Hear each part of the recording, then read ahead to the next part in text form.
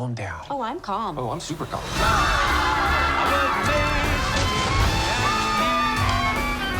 I think he's dead. That's not dead. Before we get into this movie, which was so much fun, I want to ask Meredith a question. I'm a big Search Party fan. Oh, Me too. thanks. I'm sure you hear that a lot. I have two quick questions for that. One, do you have a favorite memory with John Early? And two, when you first found out how the final season was going to go, what was your immediate reaction? Is it so weird that talking about Search Party, I'm like getting him. I'm like, John, I miss you. My favorite, God, John Early and I have had so many. It's like Will Ferrell and John Early to me, like two of the comedy greats. Yeah. I don't know. There was one scene that honestly, I swear to God, didn't even make it. I think about it all the time when we were improvising about how, because I thought I was like in love with Dory, I think in the last season. And we were like having this thing and he's like, are you gay? And I'm like, well, are you gay? And he's like, well, are you gay? And we had this like 5-minute back and forth where I was like, well, then I'm gay. And it like didn't make it on, but I swear to God, that's my like happiest comedy nerd memory.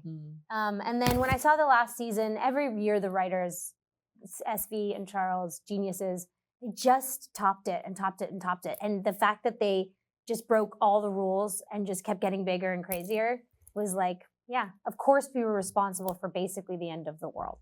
That's how it had to go. Exactly, It started at brunch, being self-obsessed.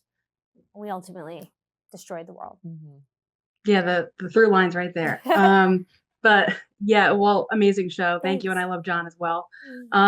So this movie was super fun. And between the two of you, you've worked with such comedic masterminds like Bill Lawrence, Michael Showalter, Simon Rich, Ethan Cohen. So with Nicholas Stoller, continuing the trend here with comedic geniuses, what did you learn from Nicholas on this film and what was his directing style like? Oh, he was just so he's just so smart. And I think it's such a feat to write this script that has like so many characters. It's such a massive ensemble and I feel like every character is so defined and gets to shine and like you really their journeys are so clear. I think that is like such a difficult thing to do and he is such a brilliant writer and director as well. He just I don't know. He just made it so fun. How does he make it look easy? This was a massive movie. He's so kind too. Yeah. He directs with such ease. Like he knows it, he mapped it, he gets it. And then I feel like he's one of those directors. It's like I hired the people and I let them do their job and I keep us on track. But he's so mathematically, comedically gifted. Yes. Like his sharpness is unparalleled and you feel it in the movie. I mean, it is, he's a quick mind. Yeah. That's lovely. Yeah, there's a lot of moving parts and I feel like he, keeps it all in the air really well. And this movie is about, obviously 2 weddings booked on the same weekend. Do either of you have any wedding gone wrong stories of, whether you're a guest or just any chaotic wedding stories yourself? I haven't gone to many weddings, honestly. You haven't? No, I've been to 2. What? I know. The hell? We got to get you some weddings. I know. I can't wait. My wedding was like wonderfully chaotic. I do feel like there was some, oh God, this is going to get picked up, but no, there was some like mushrooms that went around in my wedding. So there was, I'm not going to say, but I don't know, but yeah, there were some people that I want to say like started to hallucinate and we were like, what's happening? Oh, okay. Right. And then we danced until so late that the DJs were like, they started playing like New York was their like exit song. They were trying to get everybody gone and then we didn't leave. Wow. I want to see that movie now. That sounds really fun. This movie, Will Ferrell has BDE, Big Dad Energy. Whoa. And thank you for clarifying. Of course. But what was it like for him to be your dad in this film, Geraldine, and especially the very interesting duet that you two had to coordinate? Yeah, strange choice. It was, so surreal that Will Ferrell was my dad. He's such a tall teddy bear of a man. it's really fun to pretend to be his daughter. He's just the funniest man in the world. He's one of those people that like everything he says is funny. When he's not trying to be funny, I'm laughing. He's like, "What are you laughing at?" I'm like, everything you say is funny." But he's also just like the best and like a really great dad. Fun fact, his son has a song in the movie, Magnus Ferrell. He is the song that plays when Oliver is DJing at the wedding. So, I did not know that. yeah, that was really cool. He's the best. He's like the ultimate dad. Wow, that's really cool. I didn't know that either about the song. That's really neat. What would, comedies look like a lot of fun when you're watching it, but a lot of work goes into them. What would maybe surprise people about what goes into making a really good comedy? This one felt easy to me. I was like, I would actually have paid to do this one. And every day was like, yep, gotta go to work. Oh my God, this is fun. It was also like a bigger budget than I feel like. Yeah, for sure. The food was really It was good. good. It was crafty comfy was and cozy. popping. God bless you, Amazon. But yeah, it was. I mean, it's just like, I don't know. I feel like the one thing I've learned is like, if you're having fun, then people are, I don't know, especially with a movie of this. It's like, yeah. It's a basic ass answer. It's kind of a party. I feel like I don't know, like being in a wedding dress the whole time. Mine was really itchy. And like made of this like, weird itchy material. And my makeup was insane. I was really, at the end of the day, I was happy to take off my lashes and my itchy dress. But, really can't complain. It was just like a really fun summer in Atlanta when we shot that. Because everybody was just the coolest. So it just kind of felt like summer camp.